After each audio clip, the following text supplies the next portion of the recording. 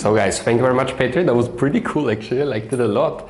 And yeah, once again, welcome from my side to our Mastermind workshop. I know you are hungry, guys, so I promise I won't extend this too much. I promise in 35 minutes you have food in your mouth. I see Robin is about to die, to starve, man.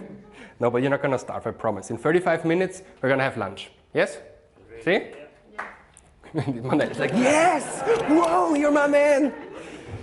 The way I would like to structure the presentation now is to make this a dialogue, right?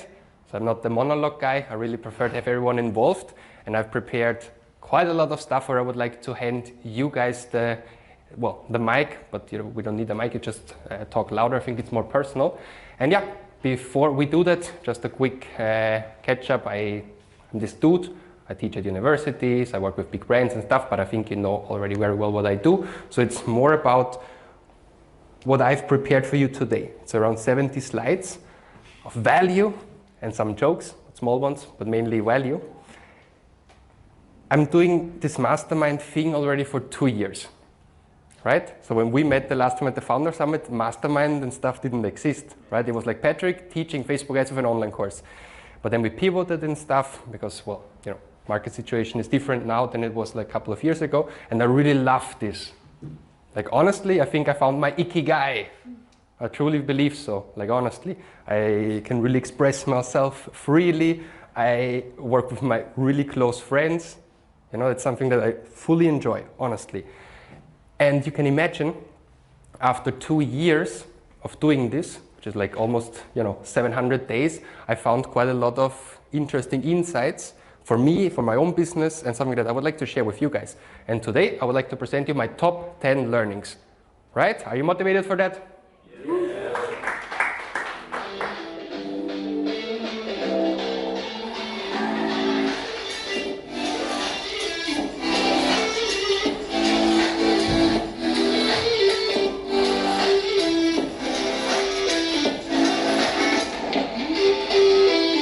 So ready for the countdown. Lesson 10, okay? So it's gonna be like a countdown, right? So the 10th, then the 9th, and the 8th and stuff, and then we're gonna finish with the number 1 learning, okay? And the most recent learning that I got from the Mastermind was from our last week's session with Kilian. So I'm really, really thankful that you're here with us right now, Kilian. And yeah, maybe you can summarize 1 or 2 sentences. What did we talk about last Tuesday? On our session, yeah. We mainly talked about how you as an agency owner can make sure, business owner can make sure that you not only have the strategy side of things handled, but also your personal life, your energy, your habits, your execution, and so you don't burn yourself out while you're growing your business. And so basically we shared strategies, how you can sleep better, organize yourself better, be more productive. That was the main part of the session. Exactly. For me, it was super valuable. I even saw an Instagram story of Steffi, who's with us for over a year. She was like, that was really the best session we ever had. And we had like 30 sessions also with me. And I'm like, okay, Kilian rocks, okay? For me, the 3 main learnings that I took out of the session with Kilian, first, night routines. Like everyone, who of you has a morning routine? Morning routine is like, everyone has it nowadays, but who of you has a night routine? But you have it now after the session with Kilian, right? For me it was a big game changer because as you see at the title, you win your day the night before, okay? And typically I used to work until like 12 or 1 a.m. or something. I shut down my MacBook and then I go to bed. Marcel, you do it differently, right? You go to bed super early, no? Yes, so unfortunately I fucked up yesterday. Nice, I like that. Kilian had a good saying about that, right? So when we met the first time in Tenerife in November, we also partied a little. And why did you say, okay, I typically go to bed at 9 and stuff, but why did you say it was still okay? Because it's also related to point number 3, no all in, or like, I like to say no all or nothing thinking, A lot of guys, they hear about strategies and, now I'm going to implement this night routine, I'm going to be super epic. But that's not sustainable long term. But if you're 80-90% of the time going to stick to good habits, that's already amazing. But then you can always go all out or like, you know, enjoy this one time off when it's a special situation like this mastermind and you have this unique opportunity to meet people. And then I met Patrick the first time and we were like until 3 or 2 or something like this, and I usually go to bed at 9:30 or something, you know, and that doesn't matter at all because I know I get back on track, I have my good habits, no problem, but for this one time you can make exceptions. And that's very important that you don't fall trapped to this all or nothing thinking, that you're like, oh, either like I'm crushing it or I fuck it up. And so that's why when you have good habits, you can also allow yourself sometimes to have these situations. Exactly. That gives you freedom to party with us this weekend. I really appreciate it. And also the other thing I wrote down is like the level thinking. Yeah. Oh, I love that, man. Like it really, you know, like I do a lot of personal development and these kind of things, but I never thought of seeing it like that. That was honestly a game changer. Yeah. What is it? So quick story, most of my clients I work with, they're all guys who you know, are really interested in personal development. They watch all these courses, read these books, and then they hear about something, and then they're like, wow, I'm going to implement this now. And they're very all or nothing, right? Either they have this epic morning routine or this epic, you know, gym routine. Then they do it for a while, are super motivated, and after a few weeks they fall off again. It's because they always have this, either I've done it or I've failed, I've not done it. And so the antidote I've developed for this is this level thinking, level 1, level 2, level 3. And so instead of saying, I've done it, I've worked out for an hour, or I meditated for half an hour, or not at all, I always give my clients this idea of establish a level of 1, 2, and 3. Level 1 is this incredibly easy rule that you can implement no matter what, right? So basically, even when you're tired on that day, could you do 10 push-ups? Could you do even 5 push-ups? Could you meditate for 1 minute, right? Level 2 would be a bit more of an increase, right? Like maybe 10 minutes. And then level 3 would be the goal that you initially thought of is what you should be going for. Maybe half an hour meditation or the full workout and so forth. And then when you're tired on the day, right? Or you didn't have energy or something got later, you just fall back to level 1. So let's come to the next one, top 9, which comes from my good friend, Bernhard Kastenberger. Woo! He's like, what the hell?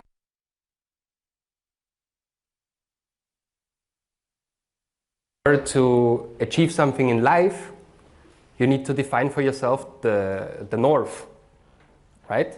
I like this expression a lot, that if you have not defined your big 5, your vision board, your SMART goals or something, it's like honestly, going right now outside this hotel, taking a taxi, going to the airport in Tenerife North, which is closer than the one in South, I know. So you take the airport in Tenerife North, you go to the airport there, and you take whatever airplane to whatever direction. Who would ever do that, right? You decide up front where you want to fly, because if not, you end up wherever. But it's the same in life. If you don't have a vision board, if you don't work with big 5 or something, it's difficult. Big 5, Robin, that was John Strelak, you know, I learned it on stage. What is big 5, man? Big 5 for life, I think it's the real big 5 things in life you want to achieve. But I think it's not the material things, it's more what's coming from your heart. Beautiful, beautiful. I would like to show you my vision board, my big 5 that come from my heart. I like to be super transparent. I really want to establish this authentic marketing, ethical marketing in our industry. And yeah, that's why I would really openly and transparently share everything with you. So that's my vision board. I really want all of you having a great time, the Ibiza event, the little party with Xavi and all of these things. I really want you guys, you know, I want to help you and I want to see you grow. And I even had this big vision already when I was 6 years old that I'm going to become a Facebook marketer. And my first Facebook ad was like this, highly successful, big ROAS, the CPMs were lower back then. And yeah, these are my big 5. So that's also something I learned. Actually, I learned from the speech of at the Founder Summit, that the idea is not that you define 5 things in life, and then if you ticked 1 or 2, you substitute them by something else. That's exactly the reason why so many people are not happy in life. They're like, I want to have a big boat.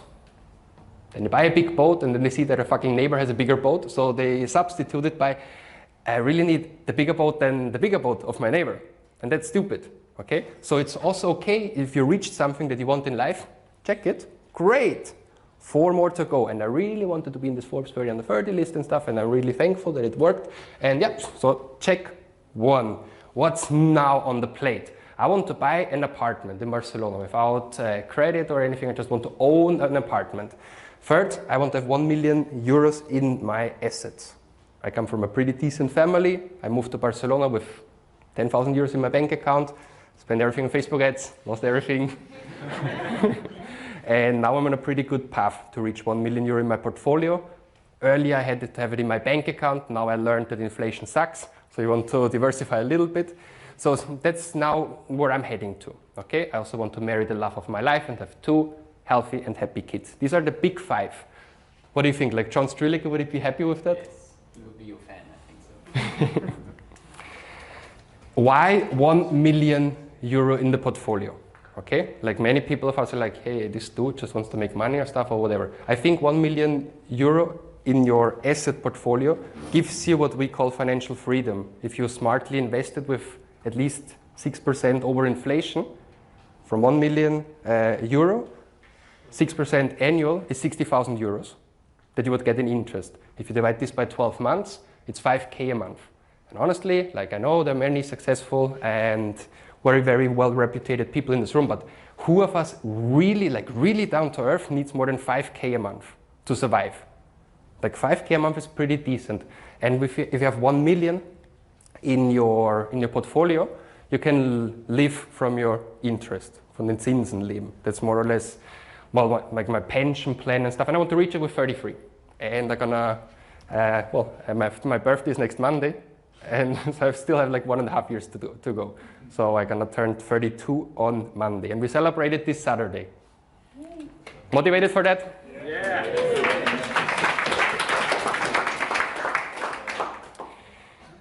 Learning, well, top 8, okay? That's, who of you has seen this matrix? Christina, what's your main learning from it? There are some tasks that are, you don't get anything from it, so it's better to delegate. And your time worth more than those tasks, for example. Exactly, I like it. Who else? Who of you has seen this graphic already before? What's your learning? What did you take away from it? I take away that this graphic is only for people without kids. Bravo, Bernard! Agree, but elaborate on that. Is it? I mean, I assume it's life changes heavily, right, when you get kids? Yes, but it's amazing. Yeah. Everybody needs to do this. Beautiful. Maybe let me take you through this chart a little bit. I mean, the idea comes from Sam Ovens, and I just adapted it a little bit. Basically, there are activities that don't help you to progress in life, like taking drugs, drinking alcohol, stuff. Alcohol is great, actually, for socializing. We should move it over to this one. And then there are the typical activities that we tend to spend our time with, that occupy us, that keep us busy, but they're not making a big change in our life. Like, for example, everything in this area here, like buying groceries, cooking meals, writing emails, outsourcing simple tasks, like posting on social media. If you're a personal brand, of course it makes sense, but you can also delegate, right? So the message is, on the one hand, there are tasks that you might want to avoid in life. Then there are tasks that keep you busy on a daily basis, but if you delegate them, you have more capacity to dedicate to really high impact activities, okay? And any question to that? Because for me, it changed my life, to be honest, to really understand, man, I can delegate much more and I should dedicate my time to high value tasks, like planning my day wisely ahead. You win your day the night before and all of these things. Any question, guys, to this graph, or more or less clear? See? Yes? Davorin, I remember that we have a lot of conversations about mindset and stuff, and we're talking a lot, because we're talking a lot about like, okay, should I really delegate, should I do stuff? And we're talking a lot, man, we should really focus on that. What's your take on that? Like, what did you change in the last couple of months, weeks, something that you really implemented in your personal life or in your business? Taking care of my time. Basically, when I drove to the airport, not taking the train because it takes me 1.5 hours to go to the airport. With the car, I'm much faster and can do stuff. So this is one small thing I did the last days. It has nothing to do with being like the richy and the fancy guy. Nah, I don't take the train. That's all good. That's not the point. But what's the point? What's the gist behind that? You just want to save time. Save time and stay healthy because it's cold outside, and I'm having just my normal Tenerife jacket and not the big coat for Austria. And I thought to myself, yeah, it's much warmer in the car and it's faster. I like it. So, idea taken. Learning. I would just like to comment because this is something that I've had a hard lesson about this a couple of years ago, and not to go into the details, but sometimes it's about, or most of this is like the choice is easy if you look at taking drugs is the option for writing ad copy, right? It's not a hard choice, but the hardest choices is because time is really a zero-sum game. It's an asset. It's a resource that you spend at the same rate all the time, whether you want it or not. And then the big choices or the difficult choices are when you are working on two things that are good and you want to work on. So it can be a choice also between spending time with your family or taking care of your health or working your business. And when you just accept it, that you can't have it all, then you can be more clear, more intentful about what do you actually want. And sometimes it's just that the difficult decisions are sacrificed. Quick follow-up, because that's something we talked about also in the workshop that we did in the German Mastermind. And a lot of people, they see this now and they're like, yeah, sounds all good, you know, delegating tasks, hiring, firing team members, basically working on this high leverage stuff, right, in the business. And so what you have to think about is, how can you protect this in your schedule from Monday to Friday? Because very often we know about this, yeah, I should do this $1,000 task, but then how does it actually happen? And what I would recommend you make sure that these tasks that feel like fires in the business are done after you do these high leverage tasks. If you know the matrix of important and urgent, important, not urgent first, after this important and urgent. Of course, depends a little bit if you have a team and so on who can, you know, deal with some fires of the clients and so forth. But if you set expectations properly, you also give your clients an emergency phone number where they can reach you if something really breaks. That gives you peace of mind. So you can block out 1 hour in the morning, even if it's just that. Imagine 1 hour in the morning, Monday to Friday, you're working on this high level stuff, hiring new people, delegating, creating awesome SOPs. After that, 10 to 11 or whatever, you then jump into the fires and then you deal with the complex stuff, email, Slack and all that stuff. If you do that first, chances are your focus is all over the place and you will not get to these tasks anymore. So think about that daily schedule, how do you put it in there, and then these will happen much more often. Just a quick add-on. Beautiful. I'm super, super excited for your speech in the afternoon today. It's going to be really, really awesome. We still have 7 learnings to cover and only 15 minutes left, and I promised you we're going to be on time, so let's do it. You remember this graph? It's a big learning, and I truly implemented in my life. Honestly, like I don't know where Andrea is, but when we're doing business, the first question we ask is it urgent? Well, actually no, is it important and urgent in this order? So not is it urgent and important, but is it important and urgent? Yes, then let's talk about it now. If not, let's address something different. Like the last 2 or 3 days, like the entire, because you can imagine, I mean, Robin can imagine, you put like events with 5,000-6,000 people together. Like the days before is a lot of hassle, and there are things, you know, that seem important, but you can also delegate them. Coming back to delegation, super important. Coming back to what Kilian said, the category 2. What should we do with category 2? Like plan, right? Yeah, exactly, planning. And I would make sure that there is a dedicated time slot for something like this on a regular basis. And then you need to make sure that your habits are lined up so you will not get tempted to check these other quadrant tasks. Because if your Slack, your notifications on the phone are all over the place, and you wake up and the first thing you see is a not important urgent task, like something small that pops up on your phone or in the email, well, your focus will directly be on that tasks, and then you already have it difficult to go back to these quadrant 2 tasks. So combination of block in the calendar for these types of tasks, but also expectations with the team, with the clients, how you're available, and then when you will get back to these things. And the other thing, of course, adapting your technology. So it's very often about the environment. Are you getting triggered? Are you getting distracted? And you see these low-level tasks all the time? Or is the phone prepared in such a way that you're really focused in the morning and you are proactive versus reactive? That's the point here. Absolutely right, completely agree. And as I say in the title, it's not just planning your days, but also your weeks wisely. And there's something that I have more or less invented. And I think the name is amazing. At one point of time, Matthew Mockridge and I were thinking about writing a book about that. It's called Too Free to Work. Right, 232, and you can also understand it, ich bin zu frei, zu arbeiten. I'm too free to work, right, 232. And they're basically 3 areas, right? One is deep work, the other one is broad work, and the other one is free time, okay? So ever since I'm 20, I work during the weekends, which sucks, okay? And I started implementing this 232 work thing like 2-3 years ago, and it finally gave me weekends. Okay, that was great. How did I do that? Well, I understood what is it that makes me work on the weekend, which are typical tasks that I cannot get done during my days.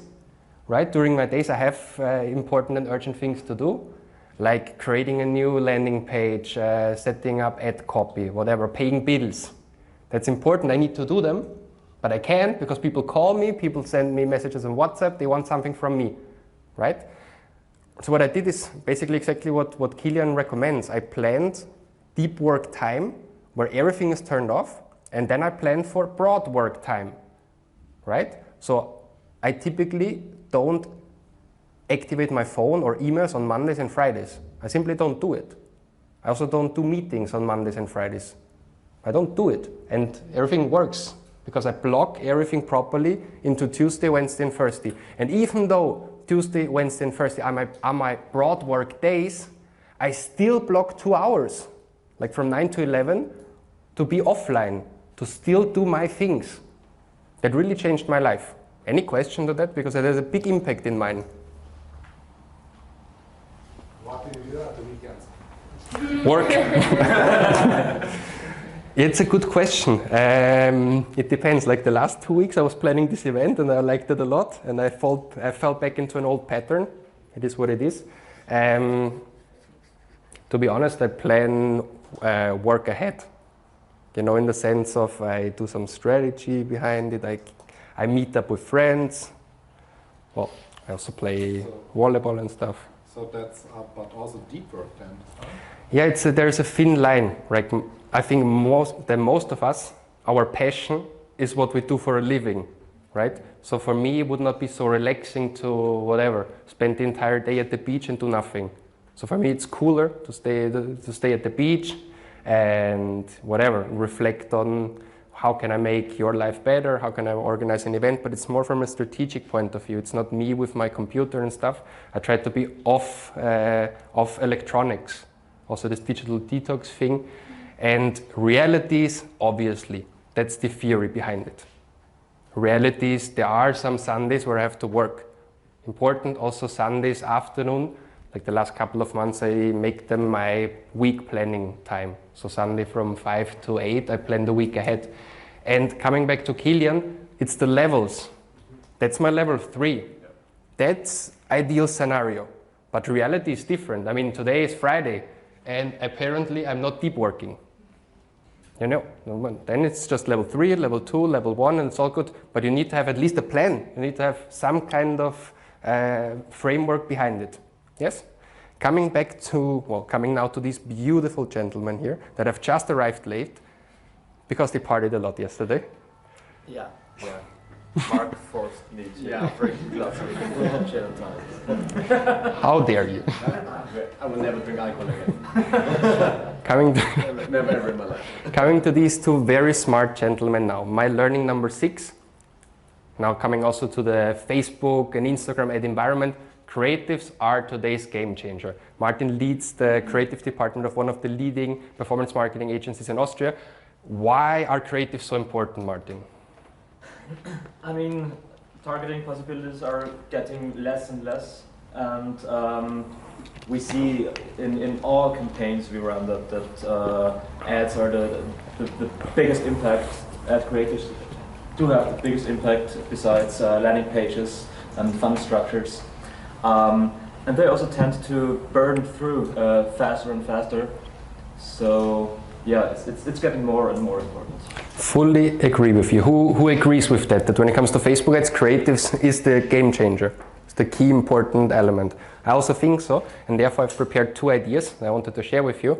Steffi, what is coming now in 2022? There's going to be a new ad type, and I think this incredible lady here is going to maybe focus on that. So what is it? Let's see. AR.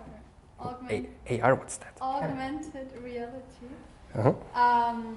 It already exists, so you can already create ads with an AR effect, which basically means that in the future, clients or users on their phone can directly see the product in their space. For example, like a new sofa or something, how it would look in their living room. Or, I mean, it already exists with filters, so like makeup, jewelry maybe, and version sneakers, so you can try it on and see how it looks on you rather than how it looks on a model. So yeah, makes it more approachable, more authentic, I guess. I like it a lot. Knowing that these guys on this side of the room are all in e-com, I truly believe that augmented reality ads is something that you have to have in mind now in 2020. What do you say, Antonio? Augmented reality ads, yes or no?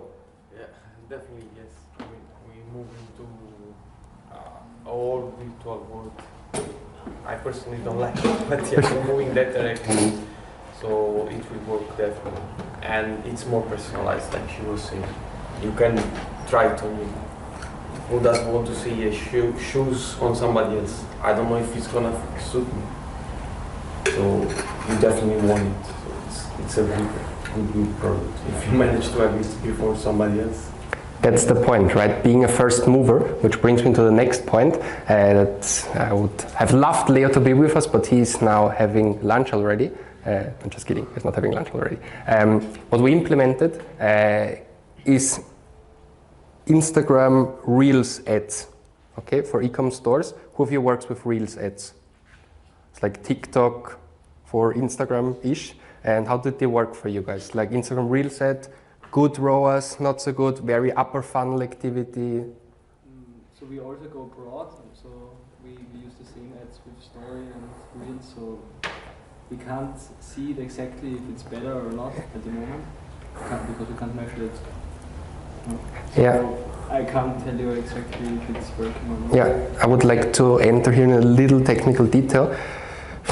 I hear this a lot. I see this a lot. So we use the vertical video formats for stories, also for Reels. Not ideal, right? For several reasons. First, on stories, people have a different mindset than on Reels.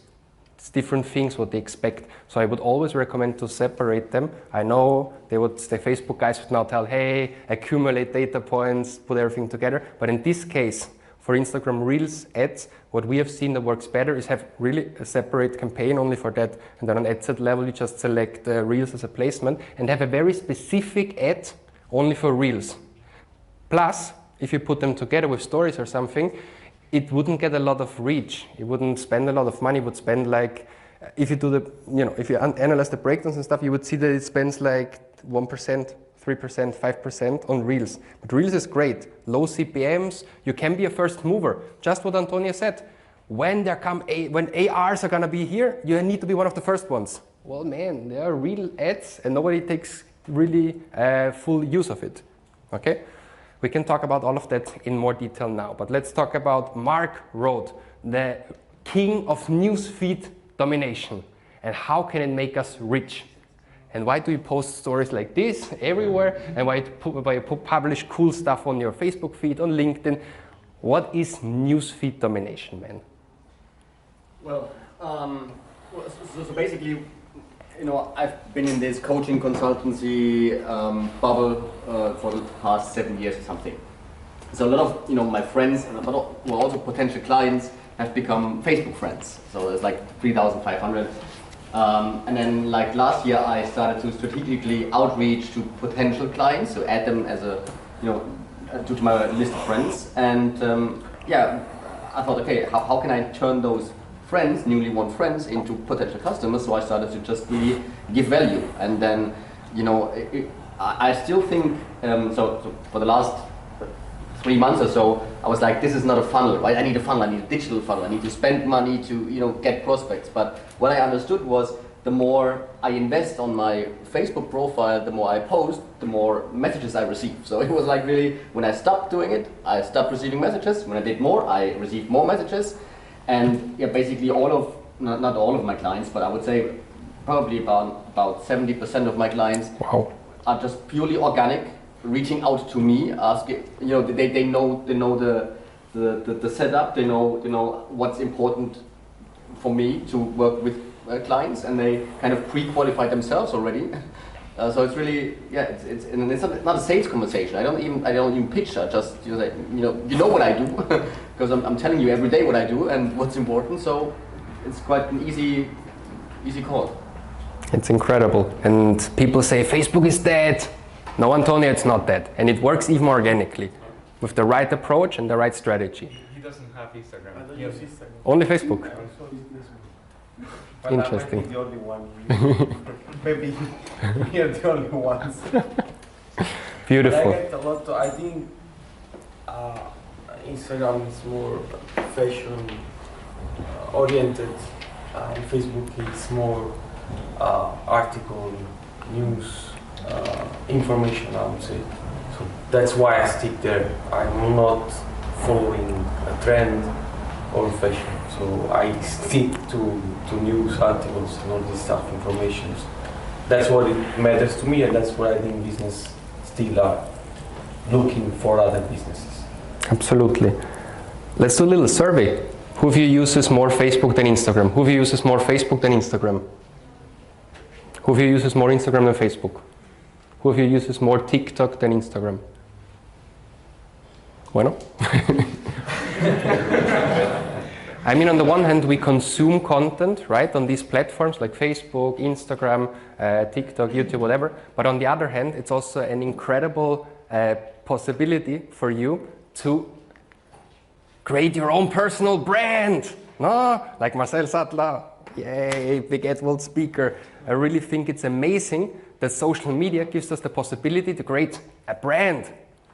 And I don't know how many of you have been in this speech of mine in one of the Mastermind sessions where I talked about money and assets. And I really believe that my financial assets are only the third most important asset that I have right now. The second most important are my connections. Like knowing all of these guys here, all of you, that's my second most valuable asset that I have. Like the network, the business contacts.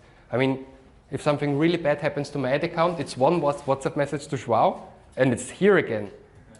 Having Robin Söder here with us tonight, it's a big thing. Like honestly, that's much more important and much more valuable than the money that I accumulated. But it's not that important, or not, well, important maybe yes, but not as valuable from my personal point of view than my personal brand. I really believe that money is good, connections are good, but the personal brand is my most valuable asset that I have right now. It honestly is. And that's why I really like it a lot that Marcel spoke at AdWorld. Jan Vispo is going to be also with us tomorrow. He's at the Spanish group right now. Jaime is going to lead the Ecom Roundtable this afternoon. I mean, he spoke at Ecom World in front of 40,000 people together with Ezra Firestone and all of these guys. He also spoke at AdWorld. These kind of conferences, like the Founder Summit, they're really cool. They really help you a lot to create the most valuable asset that you can have as a marketer. It really is. And I really appreciate it, man. And well, I also had the honor to speak there. And what I wanted to share with you is how to create a personal brand. It's not about doing one presentation, right? So Mark is also going to speak here tomorrow morning.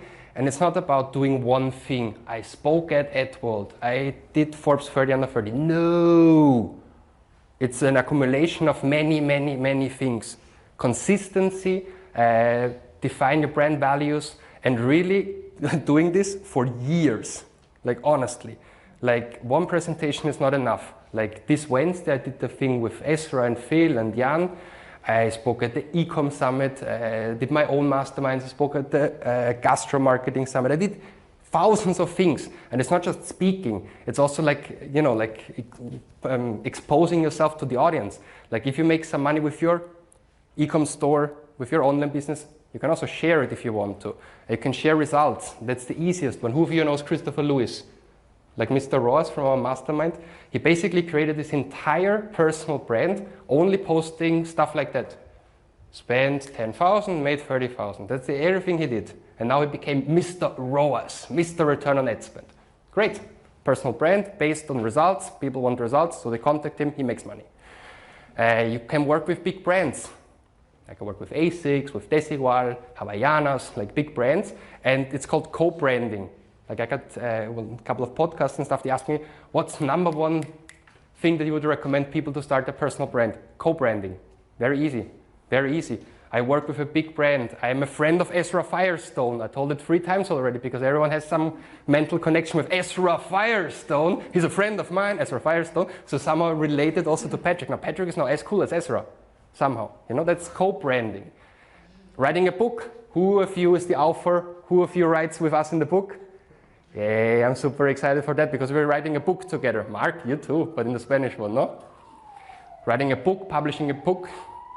You become an author, authority, personal brand, helps a lot.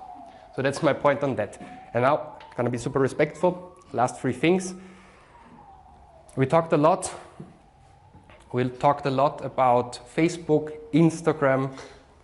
Yes, it happens. No. We talked about YouTube, we talked about TikTok. Of course I do it, Darwin. But we really need to talk about the importance of LinkedIn. Like, that's my 3rd biggest learning. Nah, I'm just kidding. Bullshit. LinkedIn sucks. I still think personal branding is key. Like this gentleman, nah, I'm just kidding, it's also not that. What I really learned is authenticity is the new currency. But that's the true one now. I really, like in the Spanish group, what I do it in the afternoon, that's my first thing. Because I really think that authenticity, ethical marketing, authentic marketing, slow marketing is an important thing.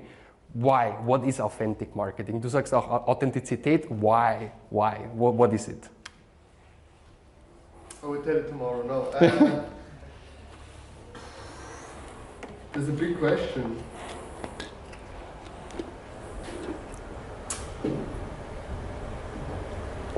It's really a big question. Why it's so important? Like, what does it mean for you? Like, I would like to give you an example of marketing that is not ethical, that is not authentic from our point of view. Like the typical Lamborghini, Ferrari guy in Dubai.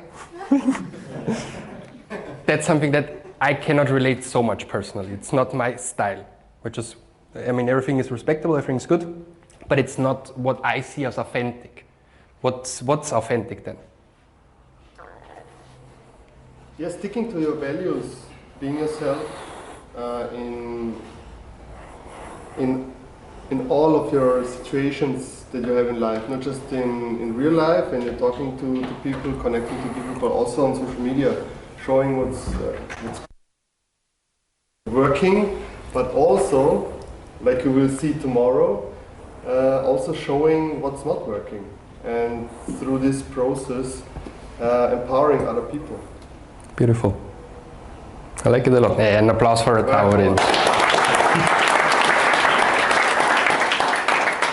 Well, I really want to plant this seed in your head that in 2022, authentic marketing is not just important because it's great to do it, but it's also sexier, right? So everyone agrees now with David, and everyone's like, cool. So I strongly believe that the market is saturated and the market is tired of Lamborghini, so it's even cooler. You even sell more if you're dressed like this, if you work with, you know what I mean? Like it even sells better.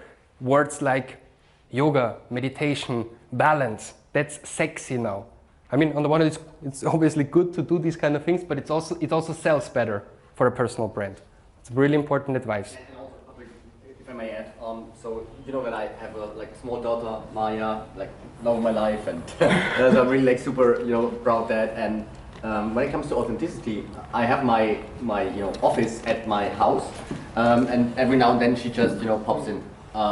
And I asked 10 of my clients what actually was a triggering point for them to work with me, and sometimes she just says hi to them, and they actually say, you seem to be such an authentic guy, because I always talk about how much of my family life has grown since she's been with us, and so it's just really proving it. I mean, she's almost a closer already. No, but it's really I just don't. If the other guy in front of me was not okay with that, I would really not work with these people. So it's because I don't it's not a thing of disrespect, but it's just she's part of me. I will still focus on our stuff, but you have to be ready to accept that I'm gonna walk the talk, so to say. Incredible. Perfect definition. As we have seen with Davor, and even such a smart guy who talks a lot about, it's not so easy to grasp the concept of authenticity, ethical marketing. So it really needs some time to elaborate on that. So I'm really thankful, Mark and Davor, I appreciate it a lot. Top 2 learnings. Ready for it, guys, or not? Are you hungry? Yeah. Are you ready for the top 2 learnings? No, I asked you, are you ready for the top 2 learnings? Hey, then let's do it. Number 2. You need an accountability partner in your life. My accountability partner is Ezra Firestone, very close friend of mine. No, but honestly, there's so many studies that show with these Neujahrsvorsätze, how would you ever say that in English? I don't know. New Year's resolution, exactly. And there's so many studies that show in order to achieve your New Year's resolutions, it helps to have a buddy on your side that keeps track. Did you go to the gym today? Did you go? No? Well, bad. Tomorrow we're gonna check on that. But the typical thing, in the gym, that's the founder of Meller actually, co-branding going on here. But it actually is. He said he's also at the event, and he's gonna party with us and everything, and he's my gym partner. And I go with him 3 times a week and stuff. And honestly, the Tuesdays or Thursdays where I'm just tired, I don't want to see anyone, and he's like, Patrick, you need to go. Come on, guy. Come on, we need to go. So it really helps. An accountability partner applied not only to gym, but to business, helps a lot. These 2 beautiful gentlemen are accountability partners. How do you do it? How do you do this, actually, Manel and Marcus? You connected us at the beginning. I think it was an instant match. And then we just meet every single Thursday. Well, right now it's twice a week, actually. Twice a week. Yeah, every single Thursday, and we just share what's good, what's bad, challenges. Just we know each other. There's confidence enough trust enough to just open up and talk about anything. And then on Mondays we have a co-working together. So that's such a cool idea. In silence, working on any project that any of us have, a VSL, a presentation. It's just an hour in silence, and we just work. So how does it work, Marcus? An hour in silence, you don't say anything, you just meditate with each other, or what? No, it sounds super weird, but we just saw that we were talking about, we're going to do this, and this is going to be the next step, and I'm going to do this, but we ended up not doing it. So that's where we came up with this concept. Okay, let's just block in an hour, and where we commit to each other. In this hour, I will do this task, and we check upon each other. And we mute Zoom, and we just do our things. And then at the end of the day, at the end of the session, you present, okay, that's what I did. And we just get stuff done in this hour. That's incredible. Who thinks it's a good idea? Nice, well done, guys. I really like it. And my accountability partner, number 1, and I know that you not expected, Andrea, is my dear friend Andrea Mesa. Give an applause for Andrea. She rocks.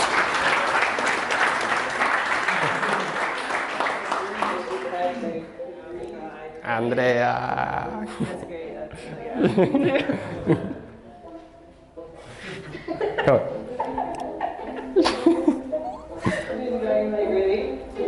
Bueno.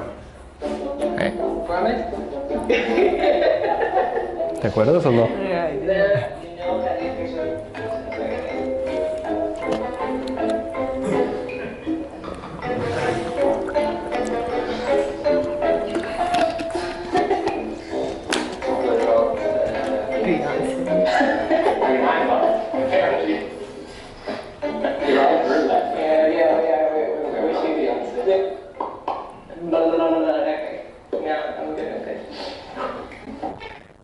So without this beautiful lady here, all of this would not be possible, to be honest. She just worked until 6 a.m. last night preparing everything. So give an applause for Andrea, por favor.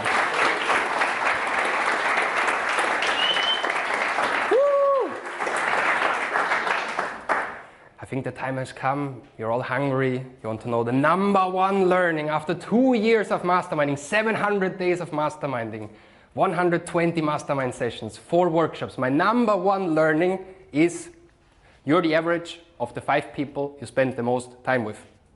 I promise. It really is my biggest learning, and therefore I'm super grateful and to be surrounded by all of you guys, such great people. And well, here was a nice picture we did in Ibiza, for example. And I would like to, link this now to why we are here at this event in Tenerife. Yes, we have amazing content from Manel, from Marcos, from João, but honestly, let's do some little networking, right? So here's, like they just said, they met via our mastermind. Now they are in the top 5. And I constantly think about who are the top 5 people that I spend the most time with, because I become them somehow. So yeah, here's a little video of what we did in Barcelona to animate you, to motivate you a little bit, to also take the best out of now of the Tenerife one.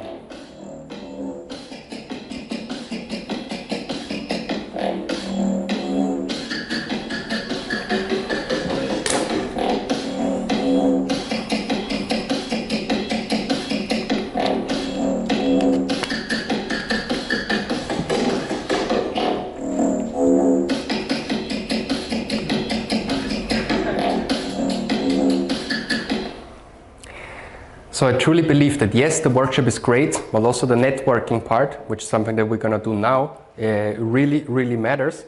And I thought a lot of showing you this video or not, but at the end I decided to do it. There's another video that is still missing, and I just think it's hilarious. And yeah, we're going to finish with the most important question now. Francesca's already laughing.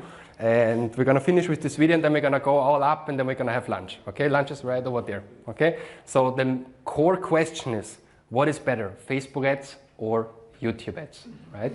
Obviously, I'm the Facebook ads guy. Many of us are. Who of you believes that Facebook ads is better than YouTube ads? And who of you truly believes that YouTube ads is better than Facebook ads? I've seen what happens. Well, then, yeah. Well, there's just one answer to that, because I'm the Facebook ads guy here in Spain, and Xavi is like the YouTube ads guy. And we had a battle to really find out, and Steffi was right there. And she was like cheering, and she was like all over the place. And last thing, and then we go for lunch. What is better, Facebook or YouTube ads? And you can see it here in the graphical way.